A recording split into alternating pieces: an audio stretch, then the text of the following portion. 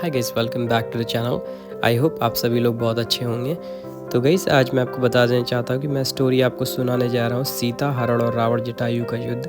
और आज की स्टोरी जो है बहुत ही ज़्यादा इंटरेस्टिंग होने वाली है, तो प्लीज़ वीडियो को पूरा देखें। आज का वीडियो हो सकता है थोड़ा सा लंबा हो, 10 मिनट के आसपास का, लेकिन आज की स्टोरी अगर आप सुनोगे तो आपको बहुत ही ज़्यादा अच्छा लगेगा। और मैं आपको बता देना चाहता हूँ इसमें 2 कैरेक्टर और आएंगे जिनका वीडियो मैं ऑलरेडी बना चुका हूँ। उसका लिंक मैं डिस्क्रिप्शन बॉक्स में दे दूँगा। जिसमें से पहला वीडियो जो होगा वो है श्री राम द्वारा ताड़का वध तथा अहिल्या का उद्धार, और दूसरा वीडियो जो होगा सूर्पनखा की नाक कटना तथा खरदूषण का वध। ये वीडियो मैंने कल ही डाला था। और तो गाइस, वीडियो को पूरा देखें, और चैनल पर नए हो तो प्लीज़ चैनल को सब्सक्राइब कर लें। वीडियो अच्छा लगे तो प्लीज़ लाइक कर दें, शेयर कर दें। तो गाइस, चलिए वीडियो को शुरू करते हैं। खरदूषण के वध के पश्चात जब सूर्पनखा का बदला पूरा नहीं हुआ तो वह अपने बड़े भाई तथा त्रिलोक अधिपति लंकापति रावण के पास जा पहुंची और न्याय की दुहाई देने लगी। उसने वही बात लंकापति रावण के समक्ष दोहराई कि राम लक्ष्मण ने पंचवटी में उसका अपमान किया और खरदूषण को उसकी पूरी सेना सहित नष्ट कर दिया।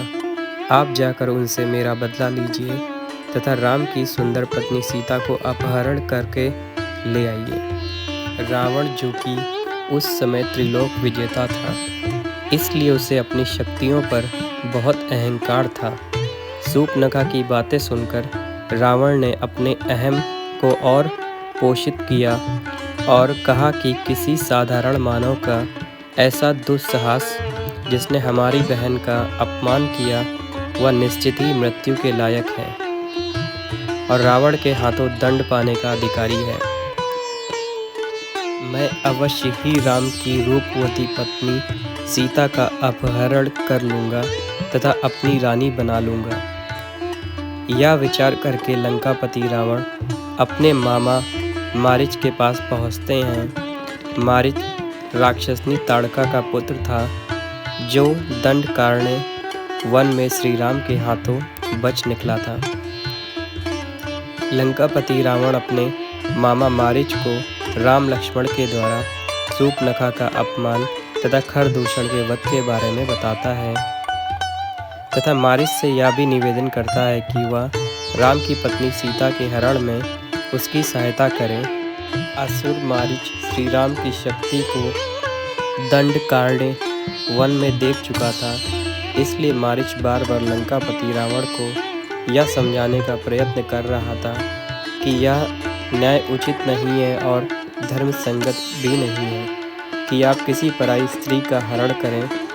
लेकिन अपने अहंकार के वशीभूत रावण ने मारीच की सभी बातों और तर्कों को खारिज करते हुए कहा कि वह तीनों लोकों का स्वामी है और विश्व की हर सुंदर वस्तु पर उसका अधिकार है।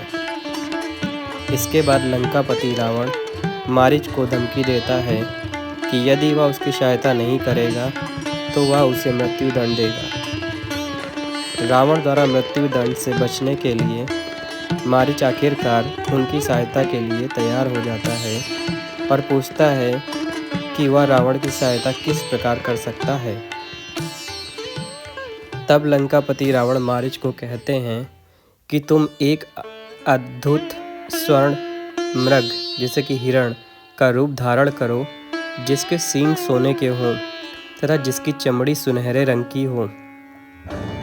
ऐसे अद्भुत हिरण को देखकर सीता अवश्य ही उसकी मांग करेगी और राम लक्ष्मण को उसका शिकार करने के लिए बोलेगी। जब राम लक्ष्मण उस सुनहरे हिरण के पीछे पीछे जाएंगे, तब मैं सीता का हरण कर लूँगा। रावण की बात सुनकर मारीच एक अद्भुत सुनहरे हिरण का रूप धारण करके श्री राम लक्ष्मण की कुटिया की तरफ जाकर विचरण करने लगता है। सीता जी की नज़र जब उस हिरण पर पड़ती है तो वह उस स्वर्ण हिरण के सुंदर रूप को देखकर मोहित हो जाती हैं।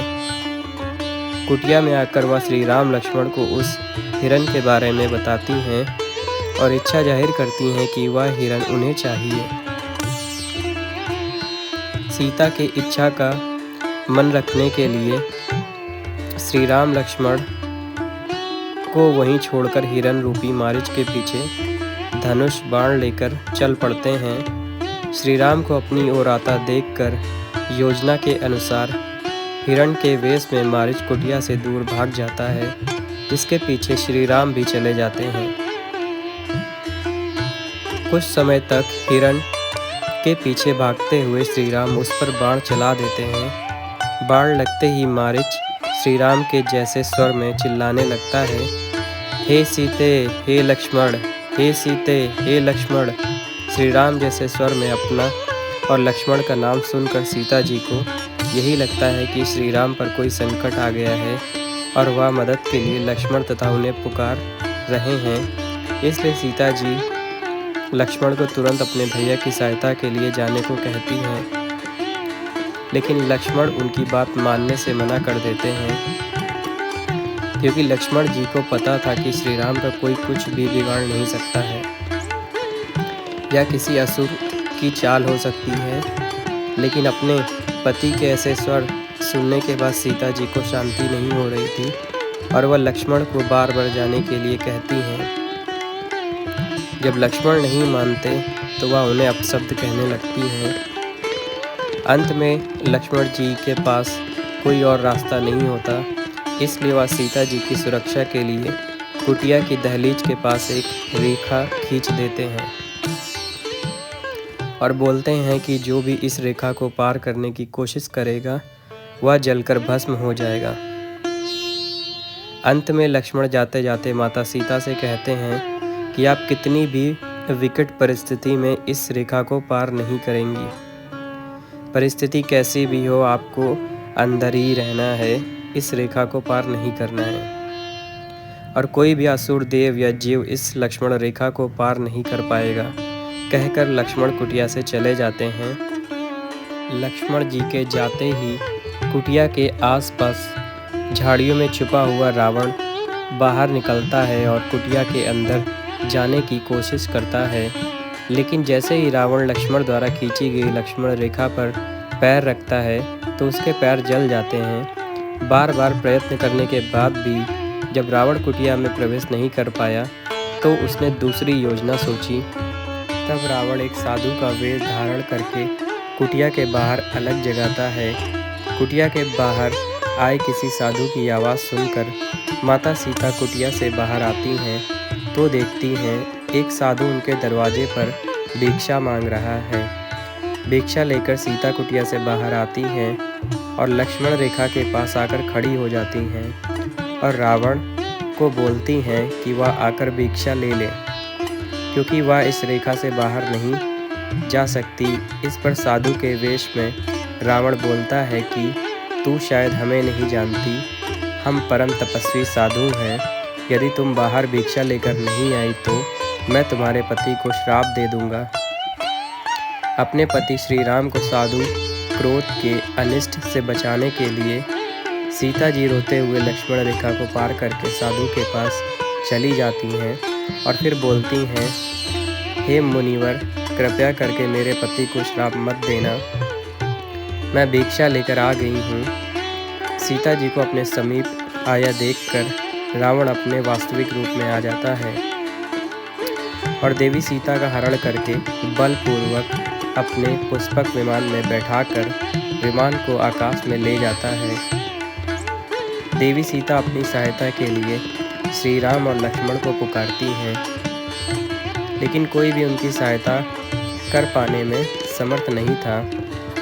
जब रावण सीता को पुष्पक विमान में ले जा रहा था तब सीता की मदद की गुहार वहां पर बैठे जटायु नाम के गिद्ध ने सुनी और वह सीता की सहायता करने के लिए रावण से युद्ध करने लगता है। बहुत समय तक रावण से लड़ते हुए रावण अपनी चंद्रहास खड़ग तलवार से जटायु का एक पंख काट देता है, जिससे वह लुढ़कता हुआ जमीन पर आकर गिरता है और दर्द से कराहने लगता है।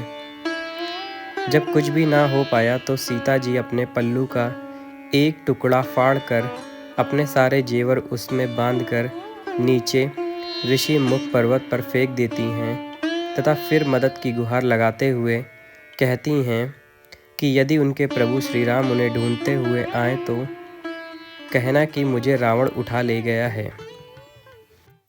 तो गाइस ये था आज का हमारा वीडियो सीता हरण, और मैं बाकी के जो वीडियोज़ हैं उनका लिंक डिस्क्रिप्शन बॉक्स में डाल दूँगा। और प्लीज़ चैनल पर नए हो तो प्लीज़ चैनल को सब्सक्राइब कर लें।